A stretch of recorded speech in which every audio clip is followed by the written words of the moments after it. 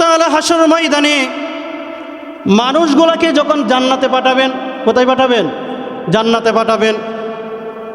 আল্লাহর হাবিব বিশ্বনবী মুহাম্মদুর রাসূলুল্লাহ সাল্লাল্লাহু আলাইহি ওয়াসাল্লামকে যখন মেরাজের রজনীতে আল্লাহর কাছে নিয়েছিলেন, এই মেরাজের রজনীতে যাওয়ার পর আল্লাহর হাবিব বিশ্বনবী মুহাম্মদুর রাসূলুল্লাহ সাল্লাল্লাহু আলাইহি ওয়াসাল্লামকে বলেছিলেন, হে আমার হাবিব, আপনাকে আজকে আমি কোনো ধরনের খুশি ছাড়া আপনাকে বিদায় করব না।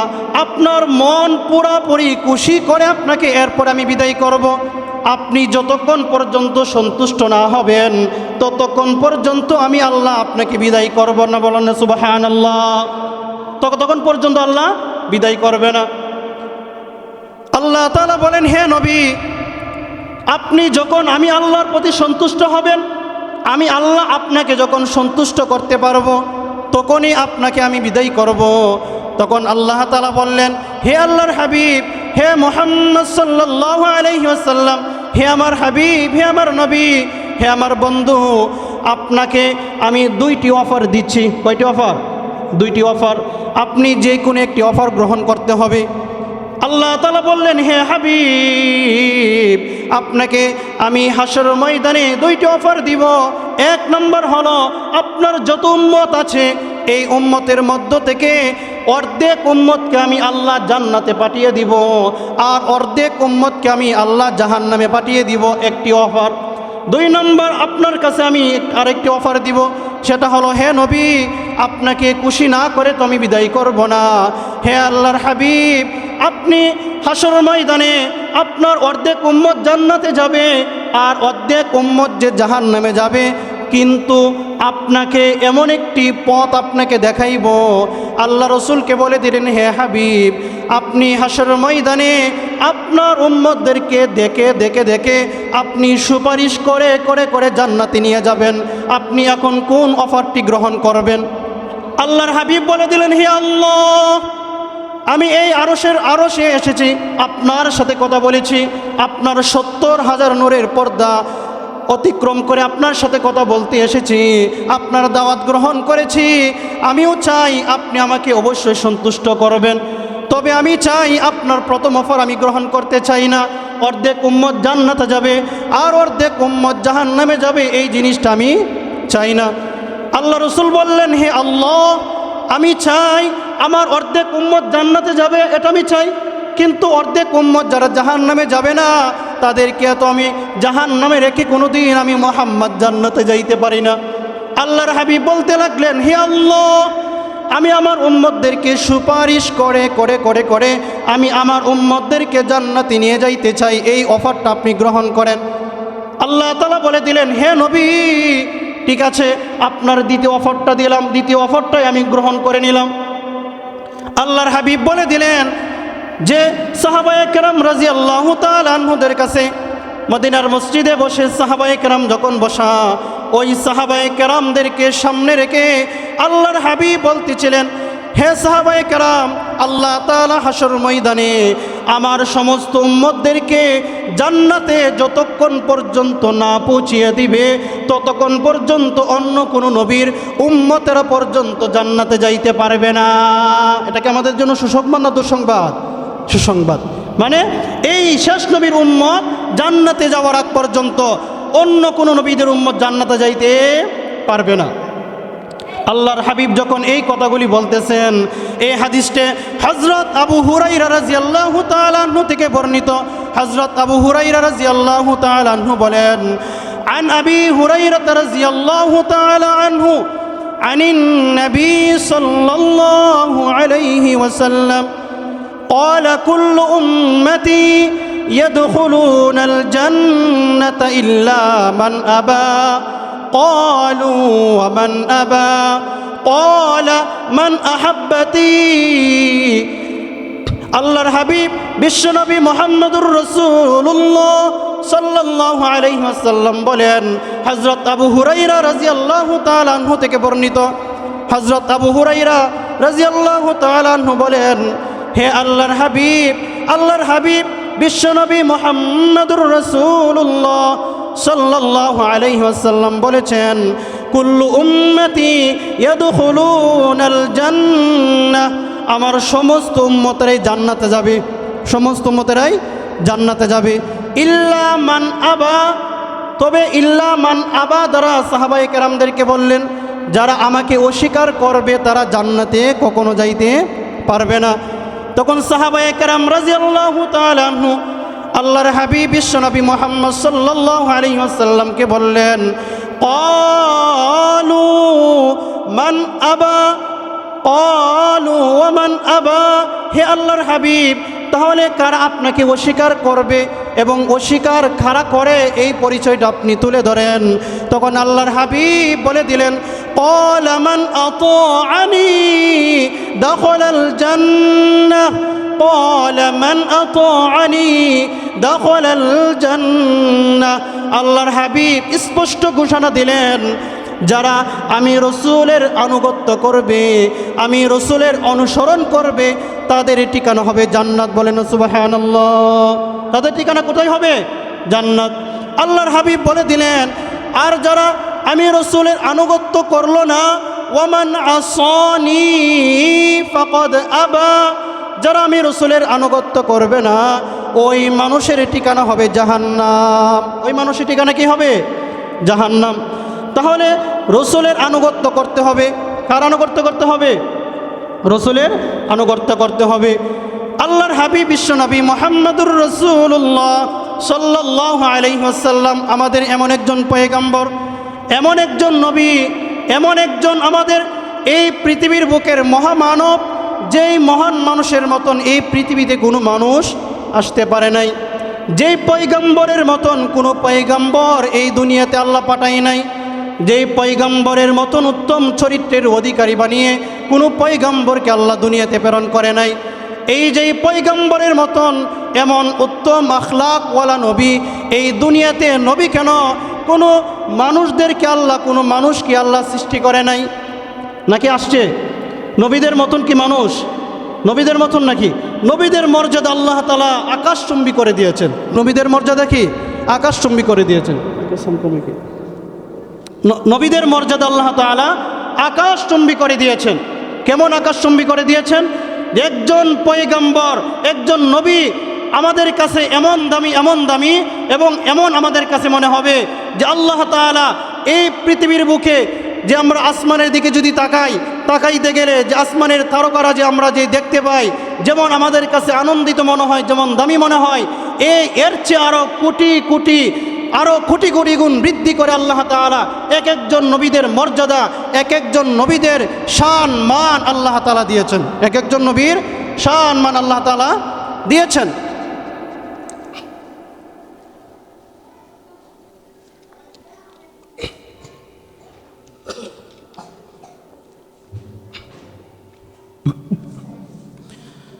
সর্বশেষে বলতে চাই আল্লাহর হাবিব বিশ্বনবী মুহাম্মদুর রাসূলুল্লাহ সাল্লাল্লাহু আলাইহি ওয়াসাল্লাম এই দুনিয়াতে আগমন করেছেন উত্তম চরিত্রের অধিকারী হিসাবে।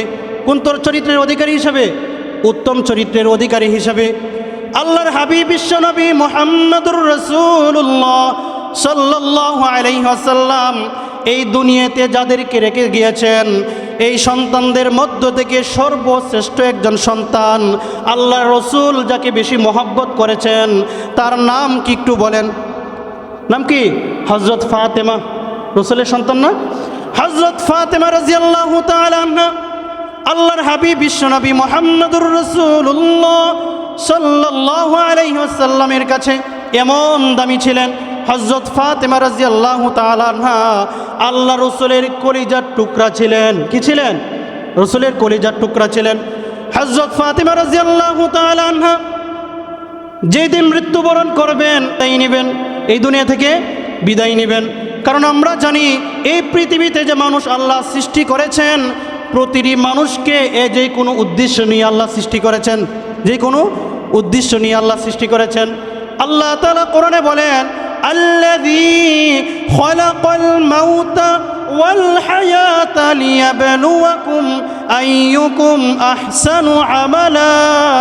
আল্লাহ তাআলা বলেন আমি মানুষদেরকে যে দুনিয়াতে সৃষ্টি করেছি, আল্লাযী খলাকাল মাউতা ওয়াল হায়াতা, আমি মানুষের হায়াত দিলাম, আমি মানুষের মরণ দিলাম। এই মরণ এবং হায়াত যে আমি আল্লাহ তাআলা মানুষদেরকে দান করলাম, কি কারণে আমি আল্লাহ তাআলা দিলাম?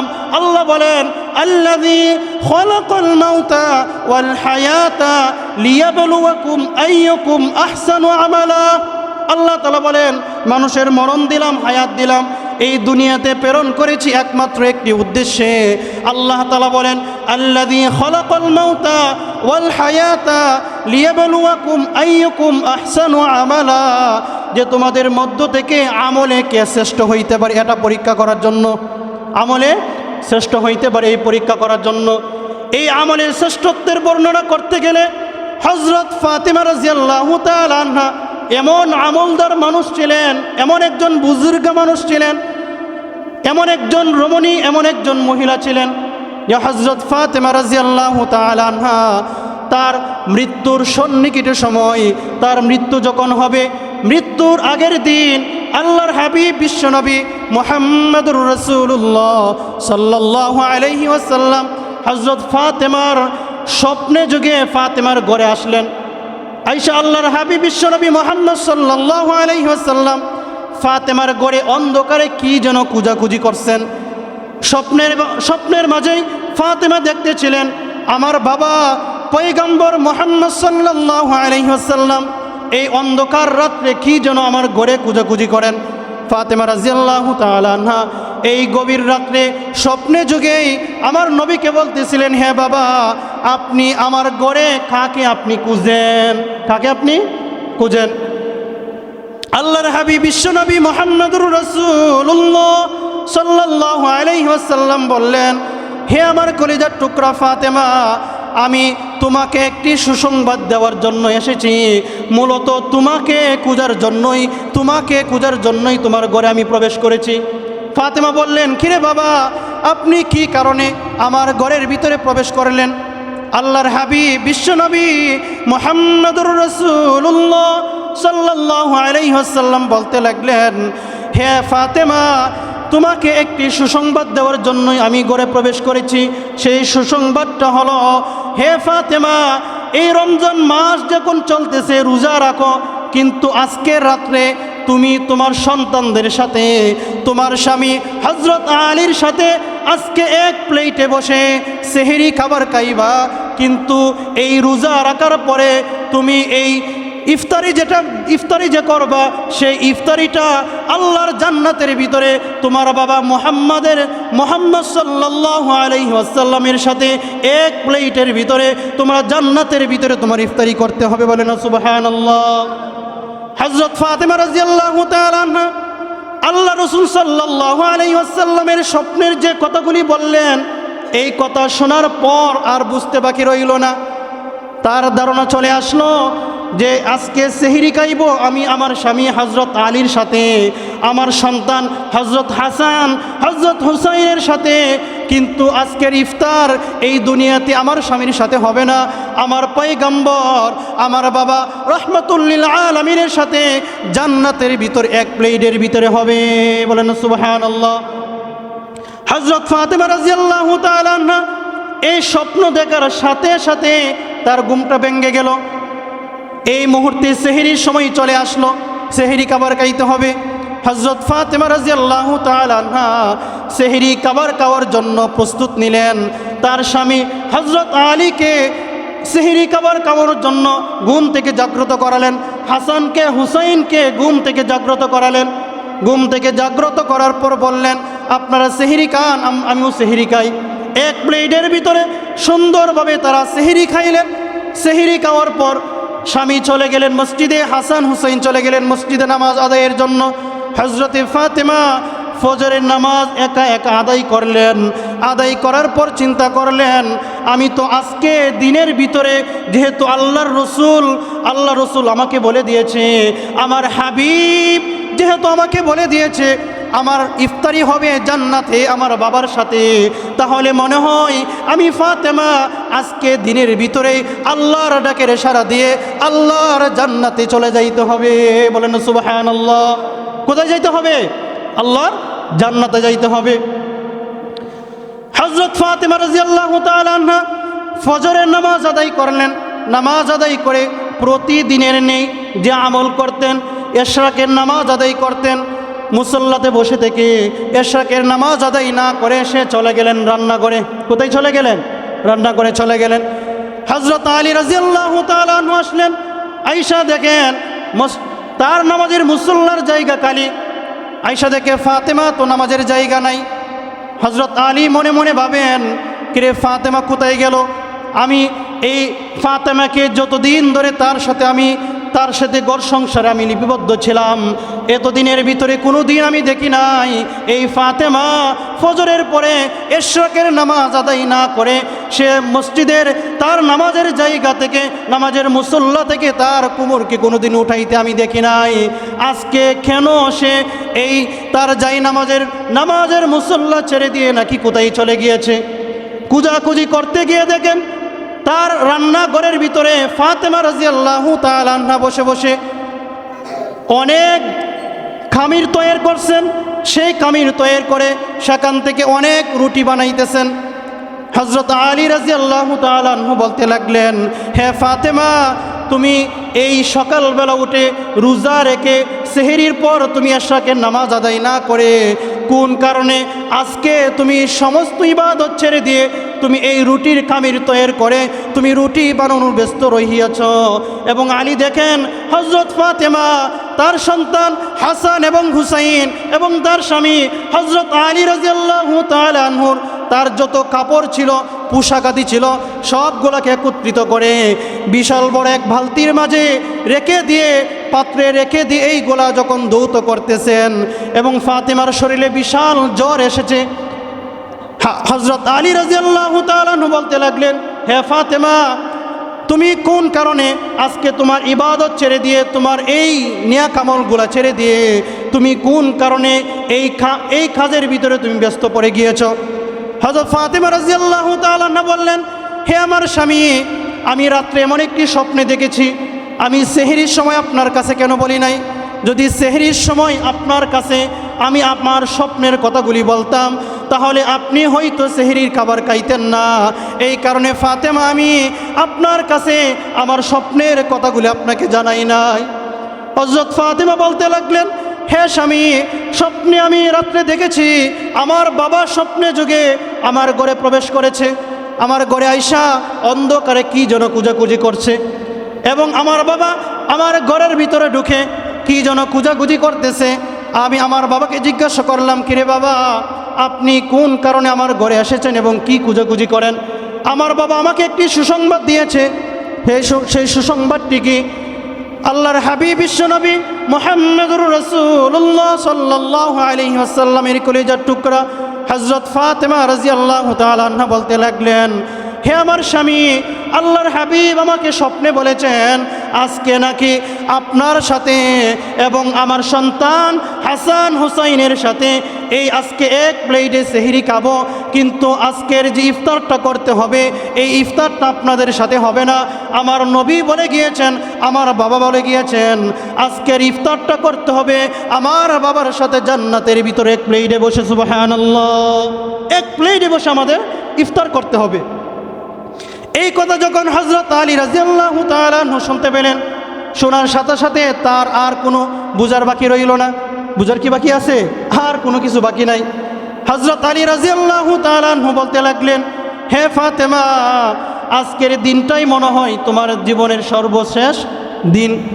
হযরত ফাতেমা রাদিয়াল্লাহু তাআলা আনহা হযরত আলী রাদিয়াল্লাহু তাআলা আনহুকে বলতে লাগলেন, হে আমার স্বামী, আপনার কাছে আমি কয়েকটি বিষয় বলতে চাই এবং কয়েকটি আবদার করতে চাই এবং কয়েকটি বিষয় আপনার কাছে আমি জোর দাবি হিসাবে আপনার কাছে আবদার করতে চাই। হযরত আলী বলে দিলেন, হে আমার আদরের স্ত্রী, তুমি কি বলবা, তুমি যাই বলবা আমি তাই মানতে রাজি আছি। তাই কি আছি? মানতে রাজি আছি। হযরত ফাতেমা রাদিয়াল্লাহু তাআলা আনহা বললেন, হে স্বামী, আপনার সাথে এই দীর্ঘ বছর পর্যন্ত, দীর্ঘ সময় পর্যন্ত আপনার সাথে সংসারে আমি ছিলাম, কিন্তু মনে হয় এমন কোনো দিন যদি চলে যায় আপনার যে হক ছিল এই হক যদি আমি আদায় না করে থাকি আপনি আমার প্রতি কোনো দাবি রাখবেন না। হযরত আলী রাদিয়াল্লাহু তাআলা আনহু ফাতেমার মাথায় হাত রাখলেন আর বললেন, হে ফাতেমা, তুমি কি কথা বলতেছো? তুমি আমার প্রতি কি দাবি রাখবা এবং আমি তোমার প্রতি কি দাবি রাখবো, এই কথা তুমি কেন বলো? আমি তো জানি তোমাকে, তোমার মতন ফাতেমাকে আমি আলীর মতন যুবকের বিবাহ করার কোনো সামর্থ্য ছিল না। কোনো সামর্থ্য ছিল? আলী রাদিয়াল্লাহু তাআলা আনহু ছিলেন একেবারে সামান্য সাধারণ এক পরিবারের যুবক, সাধারণ এক পরিবারের এক যুবক ছিলেন। কিন্তু হযরত আলী রাদিয়াল্লাহু তাআলা আনহু আল্লাহ তাআলা এমন দামি বানিয়েছেন, এমন দামি আল্লাহ তাআলা বানিয়েছেন যে দামি বানানোর কারণে হযরত আলী রাদিয়াল্লাহু তাআলা আনহুকে আল্লাহ তাআলা আল্লাহ রসুলকে এমনভাবে জানিয়ে দিলেন, হে মুহাম্মদ, হে পয়গম্বর, তোমার কলিজার টুকরা সন্তান হযরত ফাতেমাকে এই মক্কা এবং মদিনার যেই সকল যুবক তোমার মেয়ে ফাতেমার জন্য বিবাহের প্রস্তাব নিয়ে আসতেছে, কোনো যুবকের কাছে তোমার মেয়েকে বিবাহ দেওয়া যাবে না। তোমার মেয়ের বিবাহ আমি আল্লাহ তাআলা উপর থেকে সিদ্ধান্ত করে দিয়েছি, তোমার মেয়ের বিবাহ হবে হযরত আলীর সাথে। বলেন সুবহানাল্লাহ। কার সাথে হবে? আলীর সাথে হবে। হযরত আলী রাদিয়াল্লাহু তাআলা আনহু বলতে লাগলেন, হে আমার আদরের স্ত্রী, হে ফাতেমা, তোমার কাছে তো আমার অনেক দাবি, তুমি আমার প্রতি অনেক হক আছে। কেমন হক? হযরত আলী রাদিয়াল্লাহু তাআলা আনহু বলতে লাগলেন, হে ফাতেমা, তোমাকে যখন বিবাহ করেছিলাম, বিবাহ করার পর থেকে এই দীর্ঘ আমার সংসার অতিবাহিত হওয়ার ভিতরে এমন সময়ও গিয়েছে 1 দিন 2 দিন 3 দিন পর্যন্ত তোমার প্লেটে কোনো খাবার আমি আলী কোনো দিন তোমার প্লেটে দিতে পারি নাই। হযরত ফাতেমা বলতে লাগলেন, হে আমার আদরের স্বামী, রিজিকের মালিক আল্লাহ, সম্মানের মালিক আল্লাহ। সম্মানের মালিক কে? আল্লাহ। আল্লাহ তাআলা কোরআনে বলেন, কুলিল্লাহুম্মা মালিকাল মুলকি তুতিল মুলকা মান তাশা ওয়া তানজিউল মুলকা মিম্মান তাশা ওয়া তুইজ্জু মান তাশা ওয়া তুযিল্লু মান তাশা ওয়া তুযিল্লু মান তাশাউ বিয়াদিকাল খায়র ইন্নাকা আলা কুল্লি শাইইন কাদির। বলেন আল্লাহু আকবার। আল্লাহ তাআলা বলেন, আমি আল্লাহ ইজ্জতের মালিক, আমি আল্লাহ সম্মানের মালিক, আমি আল্লাহ ধনী বানানোর মালিক, আমি আল্লাহ সব কিছুর মালিক। কে?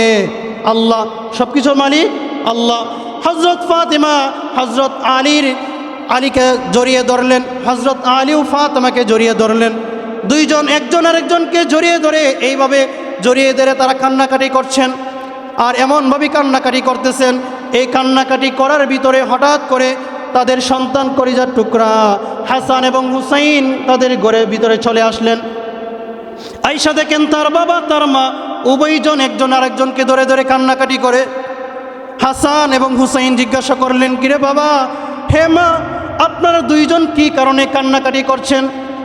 হযরত ফাতেমা বললেন, হে হাসান, হে হুসাইন, আমরা কি কারণে কান্নাকাটি করছি তুমি যাও তোমার নানার কাছে গিয়ে তোমার নানার কাছে জিজ্ঞাসা করো। কার কাছে? নানার কাছে জিজ্ঞাসা করো। তার নানা কি আছে না রৌজাতে? রৌজাতে। কিন্তু ফাতেমা বলেছে, হে হাসান, হে হুসাইন, আমরা দুইজন কি কারণে কান্নাকাটি করছি এই উত্তর যদি তোমার নিতে হয় তাহলে তোমার নানার দরবারে চলে যাও, তোমার নানার কাছে গিয়ে বলো, তোমার নানা আমাদের কান্নার কারণগুলো বলে দিবে। বলেন সুবহানাল্লাহ। হযরত হাসান হুসাইন রাদিয়াল্লাহু তাআলা আনহু দৌড়ে চলে গেলেন মদিনায়, রসুলের রওজা মুবারকে।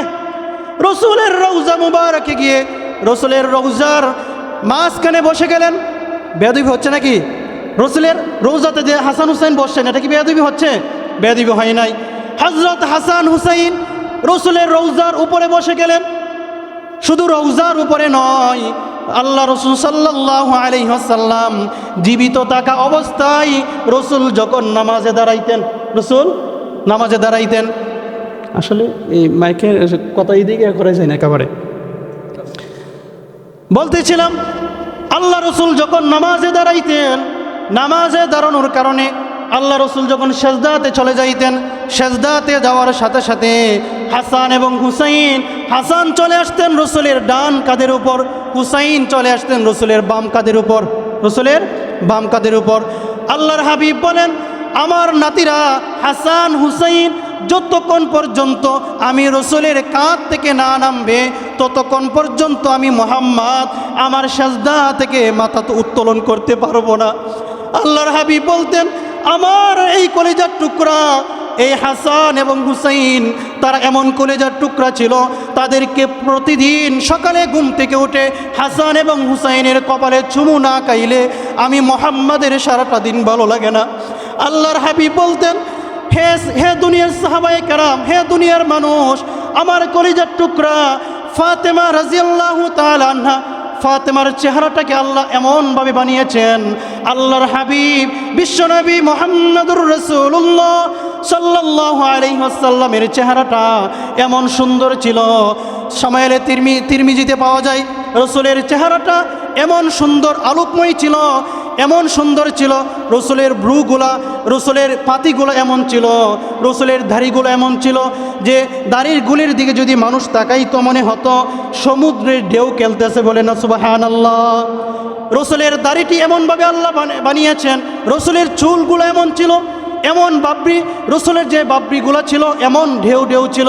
রসুলের চুলের দিকে তাকাইলে মনে হয় সূর্যের আলো, মনে হয় সমুদ্রের ঢেউয়ের মাঝে পড়ে গেলে সূর্যের তাপ যখন পড়ে যায় আর ঢেউ যখন খেলতে থাকে যেমন আমাদের কাছে সুন্দর মনে হয়, আমার হাবিব মুহাম্মদ সাল্লাল্লাহু আলাইহি ওয়াসাল্লামের চুল মুবারক এমন হয়েছিল যে চুলের দিকে তাকাইলেও মনে হয় সমুদ্রের ঢেউয়ের মতন সুন্দর দেখা যায়, বলেন সুবহানাল্লাহ।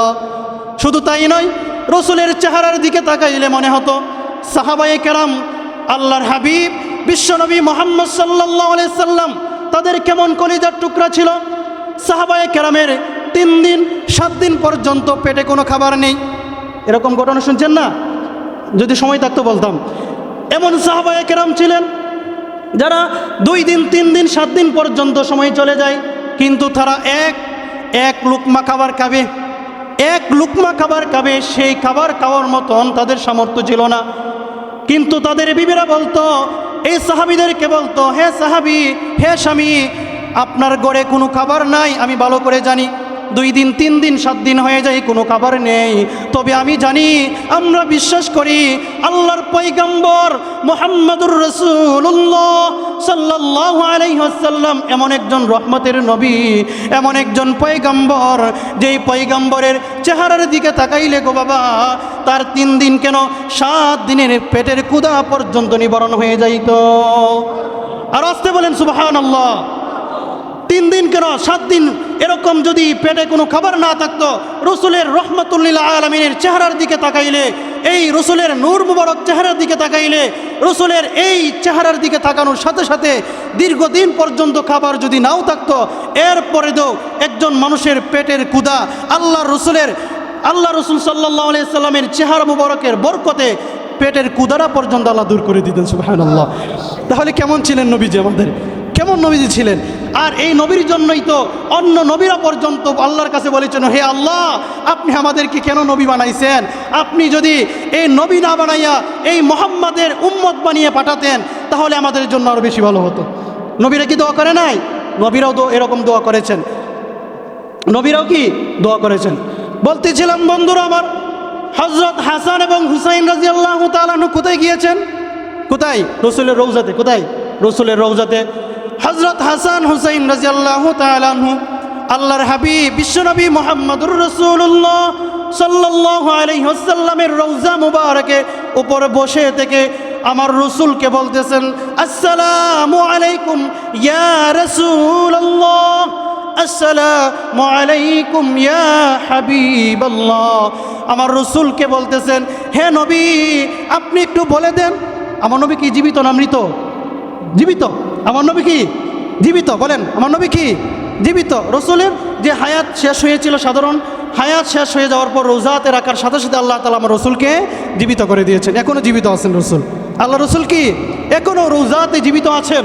আপনি যদি এখানে বলেন সাল্লাল্লাহু আলাইহি ওয়াসাল্লাম, সাল্লাল্লাহু আলাইহি ওয়াসাল্লাম, এই সাল্লাল্লাহু আলাইহি ওয়াসাল্লাম পাঠ করলেন, এই দুরুদের সব রসুলের রওজাতে পৌঁছিয়ে দিবেন। আল্লাহ রসুল আপনার সেই দুরুদের পাল্টা জবাব আপনাকে আল্লাহ রসুল রওজা থেকে দিয়ে থাকবেন। সুবহানাল্লাহ। শুধু তাই নয়, হযরত হাসান এবং হুসাইন রাদিয়াল্লাহু তাআলা আনহু তারা যখন রসুলকে বলতেছিলেন, হে আমার নানা, হে নানাজি, আপনি একটু বলেন আমার মা আমার বাবা কেন কান্নাকাটি করছে। আল্লাহর হাবিব বলে দিলেন, হে হে হাসান এবং হুসাইন, আমার কলিজার টুকরা, তোমরা কেন এখনো আমি রসুলের রওজাতে দাঁড়িয়ে আছো, বসে আছো? তোমরা এখনো দৌড় কেন দাও না? তোমাদের যদি ভাগ্য ভালো থাকে, তোমার মায়ের চেহারাটা যদি বেশি সময় দেখতে মনে চায়, তাহলে তোমার মায়ের চেহারাটা আজকে দিন পর্যন্ত দেখতে পারবা, আর কোনো দিন ফাতেমার চেহারা দেখতে পারবা না। হে হাসান, হে হুসাইন, আমার কলিজার টুকরা, তোমরা চলে যাও তোমার মায়ের কাছে। তোমার মায়ের চেহারাটা সুন্দরভাবে জীবনের শেষবারের মতন দেখতে যাও। তোমার মায়ের চেহারাটা জীবনের শেষবারের মতন দেখে নাও। তোমার মা আজকে দিনের ভিতরেই, তোমার মা ফাতেমা জান্নাতে, আমি মুহাম্মদ তোমার নানার সাথে জান্নাতে এক প্লেটের মাঝে খাবার খাবে। সুবহানাল্লাহ, জান্নাতে এক প্লেটে খাবারে অংশগ্রহণ করবে, অর্থাৎ ইফতারি করবে। হযরত ফাতেমা রাদিয়াল্লাহু তাআলা আনহা এমন পর্যায়ে ছিলেন যে হযরত ফাতেমা রাদিয়াল্লাহু তাআলা আনহা যখন এই ইফতারের পূর্বে চলে যাওয়ার কিছুক্ষণ পূর্বে তার স্বামীকে বলতেছিলেন, হে স্বামী, আপনার কাছে আমার আরেকটি আবদার হলো, যদি আমি মৃত্যুবরণ করি, যেহেতু আল্লাহ রসুল আমাকে, আমার নবীর স্বপ্ন সত্য, রসুলের স্বপ্ন কি সত্য, আপনি যদি কোনোদিন রসুলকে স্বপ্ন যুগে দেখেন, রসুল আপনার সাথে কথা বলতেছেন, আপনি রসুলকে দেখছেন, 100% এটার মাঝে কোনো ভুল নেই। কারণ রসুলের স্বপ্ন শয়তানি কোনো আকৃতি ধারণ করতে পারে? রসুলের আকৃতি শয়তান ধারণ করতে পারে না। শয়তান দুনিয়ার সমস্ত মানুষের, সমস্ত প্রাণীর আকৃতি ধারণ করতে পারে, কিন্তু শয়তান কোনোদিন আমার নবীর আকৃতি ধারণ করতে পারে না। আপনি যদি একদিন দেখেন, আল্লাহ রসুলকে স্বপ্নে দেখেন, আর মনে করেন আমি রসুলকে স্বপ্নে দেখেছি, যে ব্যক্তি রসুলকে স্বপ্নে যুগে দেখবে, ওই মানুষটাকে সুপারিশ করে কে জান্নাতে নিয়ে যাবেন? আমার নবী তাকে জান্নাতে নিয়ে যাবেন। তাহলে আল্লাহ রসুল সাল্লাল্লাহু আলাইহি সাল্লামের স্বপ্ন অবশ্যই সত্য হয়। ফাতেমা বললেন, হে আমার স্বামী, আমার স্বপ্ন যেহেতু সত্য হবে, রসুলের স্বপ্ন যেহেতু সত্য হবে, আমার মৃত্যু যেহেতু আজকে হয়ে যাবে, তবে আপনার কাছে আমার আবদার হলো, আমার মৃত্যুর পর আমাকে রাত্রে অল্প সময়ের ভিতরেই কোনো মানুষকে না জানিয়ে, গোপনীয়ভাবেই কোনো মানুষকে না জানিয়ে এভাবে আমাকে দাফন করে দিবেন। কেন?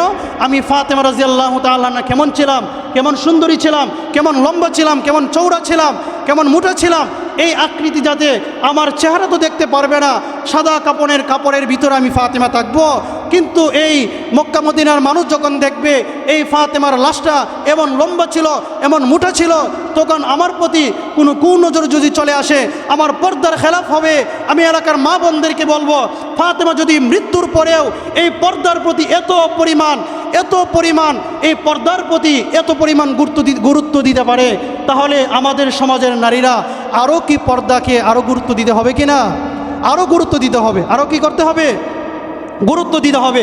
কারণ আল্লাহ তাআলা কোরআনে বলেন, ওয়াকারনা ফি বুয়ুতিকুন্না ওয়ালা তাবাররাজনা তাবাররুজাল জাহিলিয়াতিল উলা। আল্লাহ তাআলা কোরআনে বলেন, হে দুনিয়ার মানুষ, তোমরা জাহিল যুগের মতন নারীদের মতন, জাহিলিয়া জগতের নারীদের মতন তোমরা বেহায়া নির্লজ্জা নারীদের মতন তোমরা রাস্তাঘাটে বের হইও না। এটা কার নির্দেশ? আল্লাহর নির্দেশ। তাহলে ফাতেমা রাদিয়াল্লাহু তাআলা আনহার এই আবদার হযরত আলী রাদিয়াল্লাহু তাআলা গ্রহণ করলেন এবং বললেন, ঠিক আছে, তোমাকে এইভাবে আমি দাফন করে দিব, এবং তোমাকে পর্দার সাথে যাতে বাহিরের কোনো মানুষ তোমাকে না দেখতে পারে, এই বিষয়ে আমি খেয়াল রেখেই তোমাকে দাফন করব, তোমার এইগুলো আমি গ্রহণ করে নিব। সর্বশেষে হযরত ফাতেমা রাদিয়াল্লাহু তাআলা আনহা এই দুনিয়া থাকা অবস্থায় জান্নাতের টিকিট পেয়েছিল। এরপরেও কি জাহান্নামের কথা এবং জাহান্নামের আযাব যে কী পরিমাণ হবে, সামান্য যদি তার আমলের কোনো ছুটে যাইতো, এত পরিমাণ কান্নাকাটি করত, তার জীবন বের হয়ে যাওয়ার উপক্রম হয়ে যাইতো। ফাতেমা রাদিয়াল্লাহু তাআলা আনহা বলেন, আমার জীবনে এমন কিছু মুহূর্ত গিয়েছে, এমন কিছু সময় গিয়েছে, যেই সময়গুলো আমি আল্লাহর কাছে এত পরিমাণ তাওবা করেছি, আর আল্লাহর কাছে বলেছি, হে আল্লাহ, তুমি আমাকে মাফ করে দাও। কারণ ফাতেমা রাদিয়াল্লাহু তাআলা আনহা জানতেন যে তাকে জান্নাত দিয়েছে, এটা আল্লাহ তাআলা তাকে সুসংবাদ দিয়েছে, তাকে বোনাস দিয়েছে। কিন্তু সে বলতেন যে আল্লাহ আমাকে এই জিনিসগুলো দিয়েছে, এরপরও আমি আল্লাহর কাছে শুকরিয়া আদায় করতে হবে। আল্লাহর কাছে কি করতে হবে? শুকরিয়া আদায় করতে হবে। সর্বোপরিভাবে আমরা অতটুকু বুঝতে পেরেছি আজকে থেকে, যে আমরা আগের আলোচনা থেকে আমরা অতটুকু বুঝতে পেরেছি যে আমরা 4টি কারণ যদি আমাদের ভিতরে থাকে তাহলে আমরা জান্নাতে যাইতে পারবো।